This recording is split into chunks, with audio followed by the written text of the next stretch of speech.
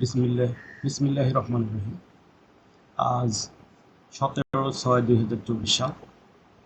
That's mean আজকে হচ্ছে 2024 সালের ঈদুল আজহা।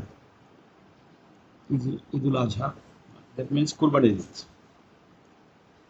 আজকে আমার জীবনে একটা নতুন অধ্যায় শুরু হলো।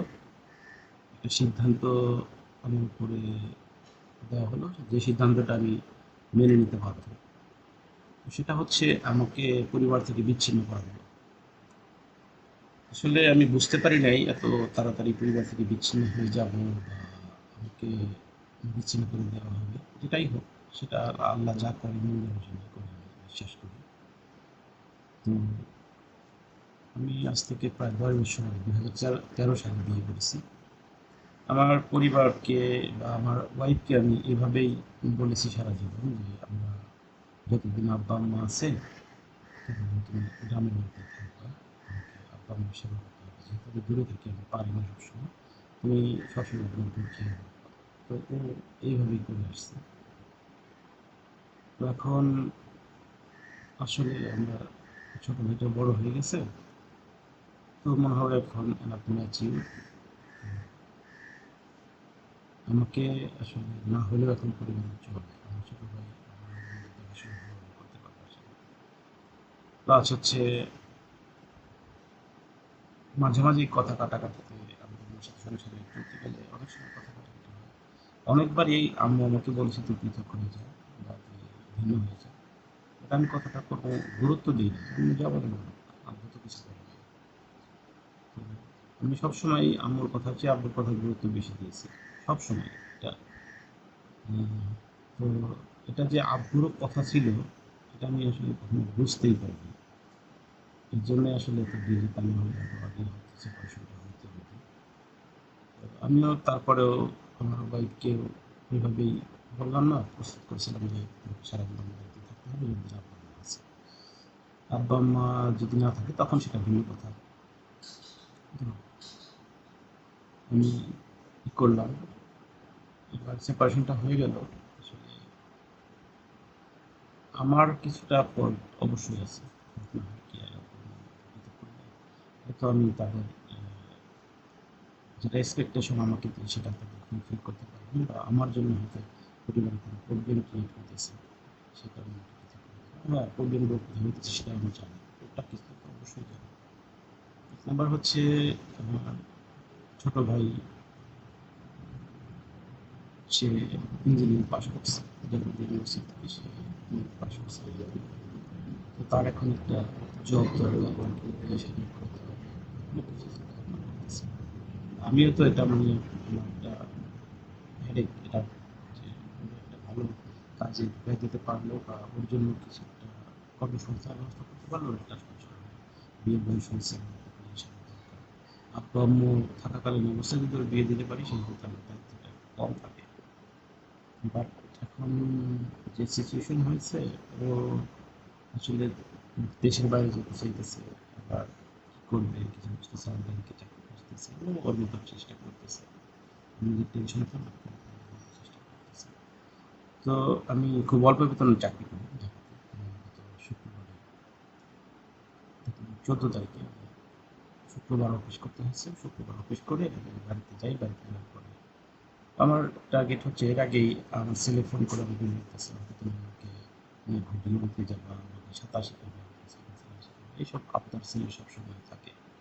তো সেই আবদারের প্রেক্ষিতে আমি আজকে চিন্তা করছি, বাড়িতে যাওয়ার আগে আমি শুক্রবারে চিন্তা করছি যে এই সপ্তাহটা আমি যেহেতু 1 সপ্তাহ সময় পেয়েছি, একটা সপ্তাহ আমি আমার ছেলেকে দিব, আমার সময়টা তাকে দেওয়া প্রয়োজন, তার সাথে একটা সুসম্পর্ক গড়ে ওঠা কিন্তু আমার প্রয়োজন। তো সেইভাবে চিন্তা করে গেছি যে বাজার সদাই এগুলো করে দিয়ে পরিবারের যা আছে বাজার সদাই করে দিয়ে আমি পুরো বিষয়টা দিয়ে দেবো। তো বাড়িতে যাওয়ার পরে এখন আব্বু হয়তো চাইতেছে যে কুরবানি দিতে, কিন্তু তাদের আশা ছিল হয়তো কুরবানির একটা অংশ আমি দিব। কিন্তু আমার আর্থিক অবস্থা অতটা সচ্ছল নয়, আমি অতটা টাকা বেতন পাই না যে আমি এই মুহূর্তে কুরবানি দেওয়ার মতো যোগ্যতা রাখি। তো আমি যেটা করলাম সেটা হচ্ছে প্রতিবারই যেটা করি, উম, ঈদের বাজারটা আমি করে দিই বাড়ির জন্য, ঈদের মাংসটা আমি কিনে দিই, প্লাস টুকটাক আদার্স কিছু করে দিই। এবার যেহেতু কুরবানি দিবে সেক্ষেত্রে তারা চিন্তা করছিল আমি কিছু টাকা দিই, আমি সেটা দিতে পারি না আসলে, তার ব্যর্থতা সেই হিসেবে তারা এক্সপেক্ট করতেই পারে যখন পারবে। তো আমি বললাম যে ঠিক আছে, তাহলে আমি বাজারের লিস্টটা দাও, আমি বাজার করে আসি। তো সাথে আমি 5,000 টাকা হয়ে গেল আপনাকে বাজার করে আসি। তো আমি আমার বড় ভাইয়ের মতো কিনে নিয়ে বাজারে গেলাম, বাজারে যাওয়ার পরে বাজার করলাম, করার পরে আসলে 5,000 টাকা বাজার হয় না। এর সাথে আমি আরও 5,700 টাকা বললাম, মাংস মাংস এরপর 3 কিলো দিলাম, আমার শরীরটা খুব দুর্বল, সে আসলে খাইতে পারে না, সেই ক্ষেত্রে তার জন্য 1 কেজি খেজুর কিনলাম 500 টাকা দিয়ে। তারপরে এরকম আর কি, যে সব কিছু বাজার করে নিয়ে গেলাম, নিয়ে যাওয়ার পরে তো তারা কুরবানি দিবেই, তো আমি যেহেতু পার্টিসিপেট করলাম না সেক্ষেত্রে আম্মু পার্টিসিপেট করলো, আমি ওরে 15,000 টাকা দিলাম ছোটো ভাইকে, 15,000 টাকা দিল আর বলি বাদ বাকি যা লাগে ও করবে, এটা করবে। বাট আমার কুরবানিতে কখনোই মানে মন চায় না দিতে, পশু জবাই রক্তের দেখতে কষ্ট দেয়। তো সেক্ষেত্রে আমি এড়িয়ে চলার চেষ্টা করলাম। একটা আমি কুরবানির পক্ষে ছিলাম না, ছোটো কুরবানি তো মানুষ এলাকার অনেক গরিব মানুষ আছে, তাদেরকে মাংস বিলি করতে হয়, ছোটো হইলে পরে মাংসের পরিমাণটা খুব কম হয়, যেটা দেওয়াটা একটু ঝামেলা করে মানুষের। আর যদি একটু গরু কুরবানি দেয় তাহলে মোটামুটি পর্যাপ্ত পরিমাণ মাংস গরিব মানুষকে দেওয়া যায়। তো এই কয়েকটা দিক চিন্তা করে আমি কুরবানি করতেছিলাম। তো তারপরেও তারা করবে, তার বাবা আমাকে হাটে পাঠাতে চাই শুভের সাথে, শুভের সাথে, বাট আমি ডিজার্ভ, মানে আমার হচ্ছে রোদ্রে গেলে আমার শরীরে অ্যালার্জি ওঠে, রোদ্রে যেতে পারি না। আগে সারাদিন গিয়েছিলাম রোদ্রে, সমস্যা হতো না, বাট জানি না কী কারণে এখন হয়েছে শরীরে অ্যালার্জি, রোদ্রে গেলে অ্যালার্জি ওঠে। যতটুকু পরিমাণ শরীরে রোদ লাগে ওইটুকু অ্যালার্জি ওঠে, শার্ট দিয়ে ঢাকা থাকলে সেটা তার অ্যালার্জি উঠে না, এরকম অবস্থা, বাট শরীর চুলকায়, ফুলে যায়। তো যাই হোক আমি গেলাম না, বিকালবেলা আমি ছেলেকে নিয়ে গেলাম ই করতে, ঘুরি উড়াইতেছি। আমার ছোটো ভাই এর মধ্যেই হাটে গেছিল, হাটে গিয়ে দেখে দেখে আসছে, আসার পরে ও আমার সাথে ওইখানে ঘুরে ঘুরাইলো, যেখানে গেছে। তো একসাথে ঘুরে ঘুরে উড়াই আমরা পরে রাত্রে বাসায় আসলাম। পরে বললো যে ভাই কালকে নিয়ে আসুন, ঠিক আছে। তো কাশি কালকে পরের দিন, ঈদের আগের দিন আর কি নিয়ে আসুন, যে পালা কষ্ট, তো ঈদের আগের দিন দাম দর্শক দেখে আসলো হাটে। তো পরের দিন সে গেছে, হাটে গেছে, আমি এর মধ্যে ছেলেকে নিয়ে ঘোরাঘুরি করছি, সাঁতার শিখাতে নিয়ে গেছি, নদীতে নিয়ে গেছি, একটা টিউব ম্যানেজ করছি, টিউবটা নিয়ে বালুর মধ্যে লিখছি, ওটা সারাইছি, সারাই তারপরে নিয়ে আসছি। আসার পরে বাড়িতে আসলাম, রাত্রেবেলায় দেখি আমি খাসি নিয়ে আসছি। তো খাসি রাত্রে খাবে কি এই কথা চিন্তা করে আমি ওর ফোন দিয়ে বলি, শুভ তুই 1 কেজি ই নিয়ে আসিস, ভুসি নিয়ে আসিস রাত্রে খাসি খাওয়ার জন্য। আচ্ছা ঠিক আছে। ওর রাত্রে দেখি ছোটো ভাই বা ফ্রেন্ড দিয়ে খাসি আমি ভুসি পাঠিয়ে দিয়েছি, খাওয়াইতেছে। তো রাত্রেবেলায় আম্মু, এবার ঈদের কেনাকাটা কারোরই করা হয়নি, জামাই কেনাকাটা করা হয়নি। আব্বু কি পরে যাবে এই জন্য মা গত ঈদে যে পাঞ্জাবিটা দিছিলাম ওই পাঞ্জাবিটা আমার দিয়ে গেল যে আয়রন করা, ঠিক আছে। সাথে ছোটো ভাই একটা পাঞ্জাবি ছিল, সেই পাঞ্জাবিটা আমি আয়রন করে দিলাম, আব্বুর পাঞ্জাবি আগে আয়রন করলাম, ছোটো ভাইটা পরে আয়রন করলাম, আয়রন করে তো আমার ছেলের পাঞ্জাবিটা আয়রন করলাম, তারপর আমি করলাম, করার পরে এগুলো আমি রেখে দিয়ে দিলাম, আমার ছেলের পাঞ্জাবিটা রেখে দিলাম। সকালবেলা উঠে শুনি যে ই নেই, লেবু শেষ হয়ে গেছে, প্লাস হচ্ছে শশা শেষ হয়ে গেছে, শশা নেই। তো এগুলো আনার জন্য আমি বাজার করলাম, এর মধ্যে কুরবানি খাসি যেহেতু জবাই করা হবে, খাসিটা কোথায় বানাবে, মাংস বানাবে, সেই জন্য মাংস বানানোর জন্য চাকু দরকার, প্লাস হচ্ছে পলিথিন দরকার, আপনি বলে দিলে আমি এগুলো বাজারে গেলাম, বাজারে গিয়ে চাকু কোথাও পাই, পলিথিন পাইছি, পলিথিন পাইছি ছোটো, যেটা মাংস বিলি করার জন্য আর যেটা মাংস বানাবে দুইটাই পলিথিন পাইলাম। পরে ওখান থেকে গেলাম বৈশাখী মাঠ, বৈশাখী মেলার মাঠ আর কি, ওইখানে একটা কামারবাড়ি আছে, কামারবাড়িতে গেলাম, ওইখান থেকে আমি 2টা চাকু কিনে নিয়ে আসলাম। সব কিছু নিয়ে বাড়িতে আসলাম, আসার পর দেখা করে গোসল টোসল করে রেডি হয়ে গেছে। আব্বু আমি যে পাঞ্জাবিটা আয়রন করছিলাম সে পাঞ্জাবিটা পরে না। তার মনে হয়তো কোনো কষ্ট, যে আমি তার সাথে হাটে যাবো সমস্যা ছাগল কেনার জন্য, এরকম। এটা আমি তখনও বুঝতে পারিনি, হয়তো ভাবছি পাঞ্জাবিটা একটু পছন্দ হয় না, বা এই জন্য অন্য পাঞ্জাবি পরছে, ওকে ফাইন। গেছে, আমি এটা নিয়ে তখন আসলে আমার মনে কোনো ছিল না, কষ্ট ছিল না, যে হয়তো আব্বার যেটা ভালো লাগছে সেটা করে গেছে।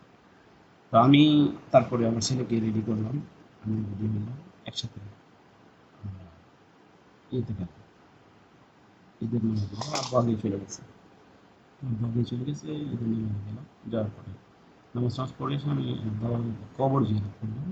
তারপরে কবর জিয়ারত করে ঈদের নামাজ পড়ে বাড়িতে আসলে দাদা ঈদের দিন দাদা জীবিত থাকতে যে দৃশ্যগুলো হইতো সেগুলো আমার চোখে ভেসে উঠলো, আমি চোখে পানি ধরে রাখতে পারি না। চোখে পানি চলে আসে। তাদের জন্য দোয়া করলাম, মালিকের করলাম, তাদের আত্মার মৃত্যুর ব্যবস্থা করে দিলাম, তাদের আত্মাকে শান্তিপূর্ণ স্থানে রাখলাম। তারপরে আমি এখান থেকে বাড়িতে চলে আসলাম, তারপরে কোরবানি প্রিপারেশন। আমি একটু দূরে দূরে এসেছি, দূরে দূরে এসে এই কারণে যে আমি আসলে জবাই করে দেখতে পারি। আমি ঘরে গিয়ে একটু বিলাপ করলাম, করলাম জনসংখ্যা মিলাপ যখন যে পর্যন্ত জবাই না হয়, জবাই হয়ে গেছে, যেটা ওদের মানে খাসির যে চিৎকার, এটা যেন আমার কানে না পৌঁছে, যেন আমার বাথরুমের ভিতরে ঢুকে দরজা আটকে দিয়ে আমি ওখানে, মানে আসলে মনে হইল যে একজন মানুষের জান গেলে যেরকম কষ্ট হয়, ওদের তো এরকম কষ্ট হয়, জানি না কী হয়। তারপর আমার কোনো থেকে এরকম কষ্ট হয়, সেই কষ্ট যাতে লাঘব হয় সেই জন্য আমরা মালিকের কাছে চাইলাম, জান কবজের যে কষ্ট লাঘব করে দিই। তো যাই হোক, এসব শেষ করে যখন খাসি বানানো শুরু করলো, জবাই করা শেষ, তারপরে আমি বাইরে গেলাম। বাইরে যাওয়ার পরে মাংসটা আব্বু আসলো, তো মাংস যখন 3 ভাগ করা হলো, কোরবানির মাংস 3 ভাগ করা হলো, 3 ভাগ করার পরে 1 ভাগ সমাজে দিয়ে দিল, আর 2 ভাগ এখান থেকে গরিব মানুষ যারা আছে অনেক লোক এসে করছে, তাদেরকে মাংস ডিস্ট্রিবিউশন করতে আম্মু একটু হিমশিম খাইতেছে, মানে আমি কতটুকু করে দিব, কতটুকু হবে, তো জানি না, ডিস্ট্রিবিউশন করার জন্য একটু বিরক্ত হয়ে গেছে। তো আম্মু আব্বুকে ডাকতে আসছে, তুমি আসো। আমি এই সময় মানে, কিন্তু আসলে ঝামেলার ব্যাপার, আমি ঝামেলা করতে হতেছে, এই জন্য আমি এই ঝামেলা আসলে ঘাড়ে নিছে, বিদায় আমি বললাম ও যাতে বুঝতে পারে যে ঝামেলা করবো, আমি এগুলো বললাম শুভরে পাঠাই দাও। আব্বু কথাটা কাউন্টার দিছে, ও যাবে কেন, সবসময় তুই বাঁকা চোখে দিস, সবসময় তুই ওর প্রতি হিংসা, এই ধরনের কথাবার্তা বলার পরে আমি যদি কিছু বলি সেটা কিন্তু খুব খারাপ হবে, কিন্তু আপনি বলেন, বলবেন না কেন, আমিও মানে একটু রাগী সরিয়ে বলছি আব্বুর সাথে, যে বলেন, আপনি বলবেন না কেন, আপনি যেটা বলেন আপনি বলেন, আমি বললে কিন্তু সেটা খুব খারাপ হবে, কিন্তু বলেন, আমি শুনতে চাই, কি খারাপ করতে চান আপনি বলেন, আমি শুনতে চাই। আব্বু বলে ফেললো তুই আজকে থেকে পৃথক হয়ে যাবে, আমিও বললাম আলহামদুলিল্লাহ, ঠিক আছে, আমি পৃথক হয়ে যাবো। আমি অনুভব করলাম আসলে বিষয়টা এরকম যে হয়তো আমি ছোট ভাইকে যেটা বলি, আমার শাসনের ধরনটা এরকম, ভাই হিসেবে ওকে যেমন আমি আদর যেটা করি, আসলে আদরটা ওই শাসনের রূপেই করি, কখনো বুঝতে দিই না। হয়তো এটা আমার ধরনটা আমার আব্বু আম্মু কারো পছন্দ হয় না। তো আব্বু আম্মু ওর পক্ষ নিয়ে আমাকে ওর সামনে মানে পৃথক হয়ে যাওয়ার কথাটা বলা, এটা আসলে তাদের হয়তো যুক্তিতে আসছে বিধায় এখন আমার মনে হচ্ছে না আমার পৃথক হয়ে যাওয়া উচিত। এর আগে আম্মু যতবারই বলছে তুই পৃথক হয়ে যা, বা সেটা ঝগড়া চলছে, আম্মুর কথাকে আমি কখনোই গুরুত্ব দিইনি, যে আব্বু তো কিছু বলে না, আমি বলছি, ঠিক আছে। আম্মুর সাথে আমি উল্টা তর্ক করছি যে আমি কেন পৃথক হয়ে যাবো, মানে আমি জোর খাটাইছি, আমি পৃথক হবো না। বাট আব্বু যখন বলছে তখন জিনিসটা আমার কাছে একটা ল বা একটা আইনের মতো মনে হচ্ছে, যে সে যেটা বলে ফেলছে ওকে পাইতে হবে। হয়তো আমাকে এখন হয়তো পরিবারের প্রয়োজন নেই, তারা হয়তো ছোট ভাই বড় হয়ে গেছে, এখন হয়তো তাকে নিয়ে ভালো থাকতে পারবে। তো আমিও আমার ওয়াইফকে বললাম, ঠিক আছে যাও, তুমি রেডি হও, তুমি কোন কাজ করো, তুমি তুমি বাপের বাড়িতে দিয়ে আসি, যতদিন না আমি তোমাকে ঢাকায় নিতে পারি ততদিন তুমি এখানে থাকবা। যাই হোক, ঈদের দিন আমি ওই দিন যদি বাড়ি থেকে বের হয়ে আসি, জিনিসটা আসলে খুব বেশি ই হয়, এই জন্য ঈদের দিনটা বাড়িতে ঘুরলাম। যদিও বাড়িতে খুব বেশিক্ষণ ছিলাম না, সবাই বাড়িতে ছিল, আমি বাড়িতে থাকলে একটু প্রবলেম, একটু দূরে থাকতাম, চলে আসলাম বন্ধুদের সাথে সময় কাটাতে কাটাতে। ভাবটা একটু হালকা হয়, আমি চলে আসলাম একটু পরে। তো রাত্রে আর কিছু খাইনি। বলছেন খাই আসছি, টার্গেট নিচ্ছে আমি ভাত খাবো। যদি খাই সেটা আমি নিজে রান্না করে বা যদি রান্না করে সেপারেট করে খাবো। পৃথক হয়ে যাবে বলছে, আমি পৃথক এখান থেকে পৃথক শেষ হবে এই আর কি। যাই হোক, আমার আব্বা আম্মা ভালো থাকুক, ছোট ভাই ভালো থাকুক, ভাই বোন সবাই ভালো থাকুক। জীবনের কোনো না কোনো সময় সবাই একটু পৃথক হইতে হবে, সেটা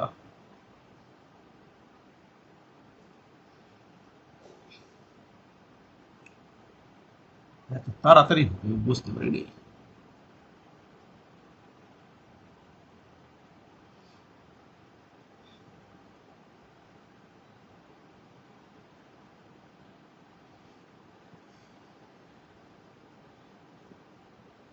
যাই হোক, আল্লাহ যেটা করেন মঙ্গলের জন্য করে। সিদ্ধান্তটা হয়তো আরো আগে সাথে ছিল, আমি বুঝতে পারিনি তাদেরকে এতদিন তাদের উপরে ছিলাম।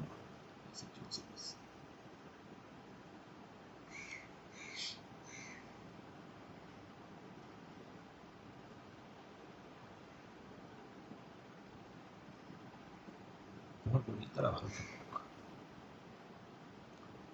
তো পরের দিন সকালবেলা আমি ওয়াইফের জন্য ভোরবেলা উঠে গেছি, দেখি কোথাও রুটি টুটি পাই কিনা। বাড়িতে রান্না করতে গেলে এই জিনিসটা আসলে খারাপ দেখা যায়, এই জন্য বাইরে থেকে নাস্তায় তাদেরকে দিচ্ছি। আমার ওয়াইফ হয়তো প্রেগনেন্ট, তো 3 মাসের প্রেগনেন্ট, কিছু খাবার না খেলে সমস্যা। আমি হোটেলে যে একটা রুটি খেয়েছি, ওদের জন্য রুটি নিয়ে আসছি। ওয়াইফ হয়তো একটা রুটি খেতে, আমার ছেলেটা কিছু খাই নাই। আমি বললাম তুমি এগুলো সব রেডি করো, চল চলে যাই। তো ব্যাগটা গুছায়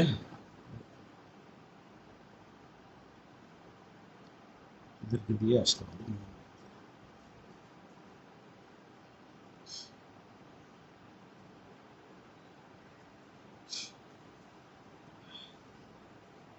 ছেলেটা রাস্তায় কান্না করছে কয়েকবার।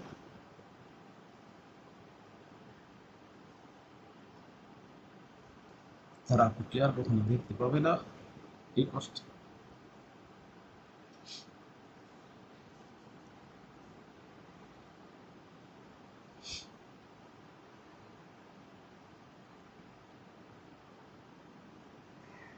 যাক, মঙ্গলের জন্য করে। পরিবারের সবাই কারো না কোনো বিচ্ছিন্ন হইতেই হবে। আল্লাহ আমার এটা মেনে অত দিক, আসলে খুব আবেগপ্রবণ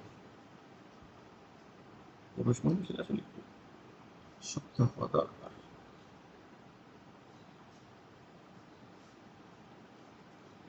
দেখি নিজেকে শক্ত করতে পারে কিনা, শক্ত হতে পারে কিনা।